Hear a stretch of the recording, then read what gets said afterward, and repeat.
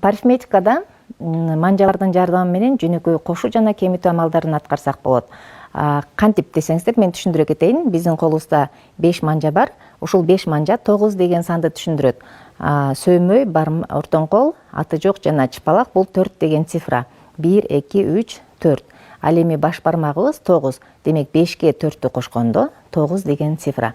Демек ушул эки колубуздун манжалары менен 99га чейинки сандарды кошуп кемитүүнү аткарсак болот. Эки колубуз бирдей жазылып турганда бул 99 деген санды түшүндүрөт.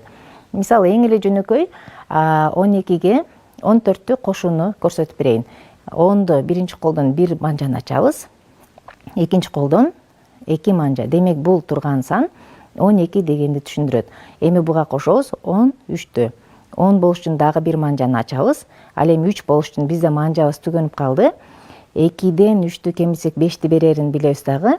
Бармак башты көрсөтөбүз. Себеби бармак баш бизде 5 деген цифраны түшүндүрөт. Демек кошсок 25 деген натыйжаны алдык. Ал эми колдорубуздун баары ачылып турганда бул 9, 9ду түшүндүрөт да 99 деген санды берет. Ал эми эки бармагыбыздын чыкканы бул 55 деген сан. Бармактар жабылып эки колубуздун калган манжалары чыкса, бул 44. Ошол сыяктуу эле 99га чейинки дагы бир санды кошуп